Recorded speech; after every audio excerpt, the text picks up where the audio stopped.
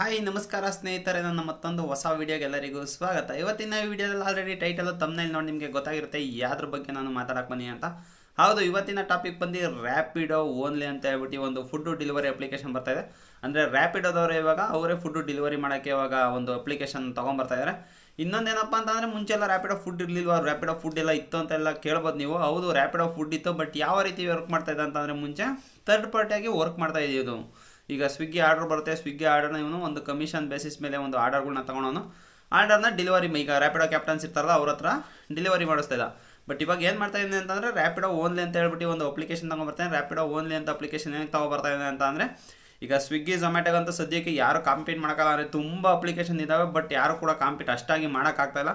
But ಇವಾಗ ಏನು ಮಾಡ್ತಾ ಇದ್ದಾನೆ ಅಂತಂದರೆ, ರ್ಯಾಪಿಡೋದವನು ಇವಾಗ ಸ್ವಿಗ್ಗಿ ಮತ್ತು ಝೊಮ್ಯಾಟೋಗೆ ಕಾಂಪಿಟೇಷನ್ ಕೊಡೋಕ್ಕೆ ಬಂದಿದ್ದಾನೆ. ಸ್ವಿಗ್ಗಿ ಝೊಮ್ಯಾಟೋಗೆ ಯಾವ ಥರ ಕಾಂಪಿಟೇಷನ್ ಕೊಡೋಕ್ಕೆ ಬಂದಿದ್ದಾನೆ ಅಂತ ಅಂದರೆ, ಸೊ ಇವಾಗ ಸ್ವಿಗ್ಗಿ ಝೊಮ್ಯಾಟೋ ಯಾವ ಥರ ವರ್ಕ್ ಆಗ್ತಾಯಿದೆಯೋ ಅದೇ ಥರ ಈಗ ರ್ಯಾಪಿಡೋನು ವರ್ಕ್ ಮಾಡ್ತಾನೆ. ಈಗ ಕಮಿಷನ್ ಬೇಸಿಸ್ ಮೇಲೆ ಮಾಡಲ್ಲ, ಡೈರೆಕ್ಟಾಗಿ ಅವನದೇ ಆದಂಥ ರ್ಯಾಪಿಡೋ ಓನ್ಲಿ ಅನ್ನೋ ಅಪ್ಲಿಕೇಶನಲ್ಲಿ ರೆಸ್ಟೋರೆಂಟ್ಗಳೆಲ್ಲ ಜೊತೆ ಎಲ್ಲ ಟೈಪ್ ಅಪ್ ಆಗಿಬಿಟ್ಟು ಆಮೇಲೆ ಅವನೇ ಡೈರೆಕ್ಟಾಗಿ ಡೆಲಿವರಿ ಕೊಡೋಕ್ಕೆ ಮಾಡ್ತಾಯಿದ್ದಾನೆ. ಇನ್ನೊಂದೇನಪ್ಪ ಮಾಡ್ತಾಯಿದ್ದಾನೆ ಅಂತಂದರೆ, ಈಗ ರ್ಯಾಪಿಡೋದು ಏನು ಮಾಡ್ತಾಯಿದ್ದಾನೆ ಅಂತ ಅಂದರೆ, ಈಗ ಫಾರ್ ಎಕ್ಸಾಂಪಲ್ ಇಲ್ಲಿ ಸ್ಕ್ರೀನ್ಶಾಟ್ ಹಾಕಿರ್ತೀನಿ ನಾನು, ನಿಮಗೆ ನೋಡ್ಕೊಳ್ಳಿ. ನೋಡಿ, ಈಗ ಸ್ವಿಗ್ಗಿ ತೊಗೊಳೋಣ. ಸ್ವಿಗ್ಗಿಯಲ್ಲಿ ಯಾವುದೋ ಒಂದು 80 ರೂಪಾಯಿ ಆರ್ಡರ್ನ ನಾವು ಮಾಡ್ತೀವಿ ಅಂತ ಅಂದರೆ, ಈಗ 80 ರೂಪಾಯಿದ ಆರ್ಡರ್ ಇವಾಗ ಸ್ಕ್ರೀನ್ಶಾಟಲ್ಲಿ ಹಾಕಿರ್ತೀನಿ ನೋಡಿ. 80 ರೂಪಾಯಿ ಆರ್ಡರ್ ನಾನು ಮಾಡಿದ್ದೀನಿ. ಅದಕ್ಕೆ ಎಕ್ಸ್ಟ್ರಾ ಫೀ ಎಷ್ಟು ಬರುತ್ತೆ ಅಂತ ನೋಡ್ಕೊಂಬಿಡಿ. ಈಗ ಡೆಲಿವರಿ ಫೀ ಅಂತ ಹೇಳ್ಬಿಟ್ಟು 45 ರೂಪಾಯಿ ಎಕ್ಸ್ಟ್ರಾ ಮಾಡ್ತಾರೆ. ಆಮೇಲೆ GST ಅಂತ ಹೇಳ್ಬಿಟ್ಟು 26 ರೂಪಾಯಿ ಎಕ್ಸ್ಟ್ರಾ ಮಾಡಿದ್ದಾರೆ. ಟೋಟಲಾಗಿ ಈಗ 80 ರೂಪಾಯಿ ಐಟಮಿಗೆ ಏನು ಮಾಡ್ತಾರೆ ಅಂತಂದ್ರೆ, ಏನಿಲ್ಲ ಅಂತಂದ್ರೆ ನೋಡಿ 151 ರೂಪಾಯಿ ಹತ್ರ. ಈಗ 80 ರೂಪಾಯಿ ಐಟಮ್ ಅಂದ್ಕೊಂಡ್ರು ಎಷ್ಟು ಡೆಲಿವರಿ ಚಾರ್ಜಸ್ಸು, ಆ ಚಾರ್ಜಸ್ಸು, ಈ ಚಾರ್ಜಸ್ ಅಂತ ಹೇಳ್ಬಿಟ್ಟು ಇಡನ್ ಚಾರ್ಜಸ್ಗಳು ಏನಿಲ್ಲ ಅಂತ ಅಂದರೂ ಹತ್ರ 100% ಈಗ 80 ರೂಪಾಯಿಗೆ 80 ರೂಪಾಯಿ ಜಾಸ್ತಿ ಆಗೋ ಥರನೇ ಮಾಡ್ತಾಯಿದ್ದೀನಿ.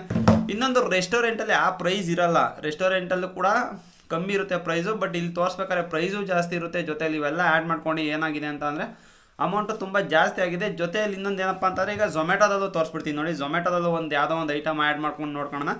120 ರೂಪಾಯಿ ಐಟಮ್ ಆ್ಯಡ್ ಮಾಡಿದ್ದೀನಿ ನೋಡಿ. ಇಲ್ಲಿ GST ಮತ್ತು ರೆಸ್ಟೋರೆಂಟ್ ಚಾರ್ಜಸ್ ಅಂತ ಹೇಳ್ಬಿಟ್ಟು 7 ರೂಪಾಯಿ ತೊಗೊಳ್ತಾ ಇದ್ದೀನಿ. ಆಮೇಲೆ ಡೆಲಿವರಿ ಪಾರ್ಟ್ನರ್ ಫೀ ಅಂತ ಹೇಳ್ಬಿಟ್ಟು 32 ರೂಪಾಯಿ ತೊಗೊಳ್ತಾ ಇದ್ದೀನಿ.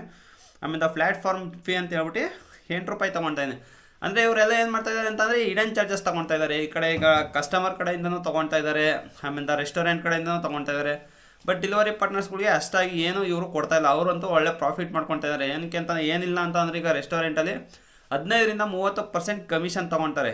ಈಗ ಆರ್ಡರ್ ಬರ್ತಾವಲ್ಲ, ಒಂದೊಂದು ಆರ್ಡರ್ಗೂ 15ರಿಂದ 30%ವರೆಗೂ ಕಮಿಷನ್ ತೊಗೊಳ್ತಾರೆ. ಸ್ವಿಗ್ಗಿ ಝೊಮ್ಯಾಟೋದಲ್ಲೆಲ್ಲ ಅಷ್ಟೇ. ಏನಕ್ಕೆ ಅಂತಂದರೆ, ನಾನು ಕೂಡ ರೆಸ್ಟೋರೆಂಟ್ಗಳೆಲ್ಲ ವಿಚಾರಿಸಿ ನೋಡಿದ್ದೀನಿ ಎಷ್ಟೆಷ್ಟು ಕಮಿಷನ್ ತೊಗೊಳ್ತಾರೆ ಅಂತ. ಬಟ್ ಇವಾಗ ಏನು ಮಾಡ್ತಾಯಿದ್ದೀನಿ ಅಂತಂದರೆ, ರ್ಯಾಪಿಡೋನು ಕಾಂಪೀಟ್ ಮಾಡೋಕ್ಕೋಸ್ಕರ ಏನು ಮಾಡ್ತಾಯಿದ್ದೀನಿ ಅಂತಂದರೆ, ಈಗ ಒಂದು ನಿಮಗೆ ಕಮಿಷನ್ ಇಲ್ದಲೇ ನಾವು ಇವಾಗ ಫುಡ್ನ ಡೆಲಿವರಿ ಮಾಡ್ಕೊಡ್ತೀವಿ ಅಂತ ಹೇಳ್ತಾ ಇದ್ದೇನೆ. ಇನ್ನೊಂದು ಏನಪ್ಪ ಅಂತಂದರೆ, ಈಗ ಸಬ್ಸ್ಕ್ರಿಪ್ಷನ್ ಪ್ಲ್ಯಾನ್ ಅಂತ ನೀವು ಕೇಳಿದ್ದೀರಾ. ಈಗ ರ್ಯಾಪಿಡೋ ಬೈಕ್ ಟ್ಯಾಕ್ಸಿ ಮಾಡೋರಿಗೆಲ್ಲ ಸಬ್ಸ್ಕ್ರಿಪ್ಷನ್ ಪ್ಲ್ಯಾನ್ ಅಂತ ತೊಗೊಂಬಂದ, ಇಷ್ಟು ತೊಗೊಂಡ್ರೆ ಇಷ್ಟು ಫ್ರೀ ಅಂತ ಹೇಳ್ಬಿಟ್ಟು ಮಾಡ್ದಾದರೆ ಸಬ್ಸ್ಕ್ರಿಪ್ಷನ್ ಪ್ಲ್ಯಾನ್ ಮೇಲೆ ನಾವು ವರ್ಕ್ ಮಾಡ್ಕೊಡ್ತೀವಿ ಅಂತ ಹೇಳ್ಬಿಟ್ಟು ಇವಾಗ ಸದ್ಯಕ್ಕೆ ಕೇಳ್ತಾ ಇದೆ. ಬಟ್ ಅವರು ಕೂಡ ಮುಂದೆ ಹೋಗ್ತಾ ಅವರು ಕೂಡ ಪ್ರಾಫಿಟ್ಗೋಸ್ಕರನೇ ಮಾಡೋದು. ಬಟ್ ಸ್ಟಾರ್ಟಿಂಗ್ ಹೊಸ್ದಾಗಿ ಎಂಟ್ರಿ ಆಗ್ತಾ ಇದ್ದಾರಲ್ಲ, ಎಂಟ್ರಿ ಆಗ್ತಾ ಇರೋದ್ರಿಂದ ಏನು ಮಾಡ್ತಾ ಇದ್ದಾರೆ ಅಂತ ಅಂದರೆ, ಸೊ ಅಟ್ರ್ಯಾಕ್ಟ್ ಮಾಡ್ತಾ ಇದ್ದಾರೆ ಅಷ್ಟೇ. ರೆಸ್ಟೋರೆಂಟ್ನವ್ರನ್ನ ಅಟ್ರ್ಯಾಕ್ಟ್ ಮಾಡ್ತಾ ಇದ್ದಾರೆ, ಎಲ್ಲರನ್ನೂ ಕೂಡ ಅಟ್ರ್ಯಾಕ್ಟ್ ಮಾಡ್ತಾರೆ, ಕಸ್ಟಮರ್ನ ಅಷ್ಟೇ ಅಟ್ರ್ಯಾಕ್ಟ್ ಮಾಡ್ತಾ ಇರ್ತಾರೆ. ಆಮೇಲೆ ಹೋಗ್ತಾ ಅದನ್ನೇ ಆಲ್ಮೋಸ್ಟ್ ಅಲ್ಲ ಅವನು ಕೂಡ ಅದೇ ಥರ ಮಾಡೋಕ್ಕೆ ಸ್ಟಾರ್ಟ್ ಮಾಡ್ತಾನೆ. ಬಟ್ ನಮಗಂತೂ ಒಂದು ಆಪರ್ಚುನಿಟಿ ಸಿಗುತ್ತೆ ಇವಾಗ ಡ್ಯೂಟಿ ಮಾಡೋಕ್ಕೋಸ್ಕರ. ನಮಗೂ ಒಂದು ರ್ಯಾಪಿಡೋ ಕ್ಯಾಪ್ಟನಲ್ಲಿ ಇಷ್ಟು ದಿನ ರ್ಯಾಪಿಡೋ ಕ್ಯಾಪ್ಟನಲ್ಲೆಲ್ಲ ಡ್ಯೂಟಿ ಮಾಡಿದ್ವಿ. ಬಟ್ ಈಗ ಇನ್ನೂ ಒಂದು ಅಪ್ಲಿಕೇಶನ್ ಎಕ್ಸ್ಟ್ರಾ ಸಿಗುತ್ತೆ. ಈಗ ಸ್ವಿಗ್ಗಿ ಝೊಮ್ಯಾಟೋ ಅದೇ ಥರ ರ್ಯಾಪಿಡೋ ಓನ್ಲಿ ಅನ್ನೋ ಅಪ್ಲಿಕೇಶನ್ ಕೂಡ ನಮಗೆ ಸಿಕ್ತಾಗ ಸೊ ನಮಗೂ ಒಂದು ಡೆಲಿವರಿ ಆಪರ್ಚುನಿಟಿ ಸಿಗುತ್ತೆ. ಬಟ್ ಡೆಲಿವರಿ ಪಾರ್ಟ್ನರ್ಸ್ಗೆಲ್ಲ ಯಾವ ಥರ ಮಾಡ್ತಾನೆ ಅನ್ನೋದು ಇವನು ಗೊತ್ತಿಲ್ಲ. ಇನ್ನೊಂದು, ಕಸ್ಟಮರ್ಗೂ ಕೂಡ ಅಮೌಂಟ್ನ ಕಮ್ಮಿ ಮಾಡಿಬಿಟ್ಟು ಇವನು ಕೊಡಬೇಕು ಅಂತ ಮಾಡ್ತಾಯಿದ್ದಾನೆ. ಅಂದರೆ ಒಂದು ಮೀಲ್ನ, ಈಗ ಫಾರ್ ಎಕ್ಸಾಂಪಲ್ ಒಂದು ರೆಸ್ಟೋರೆಂಟ್ ಅಂದ್ಕೊಳ್ಳಿ.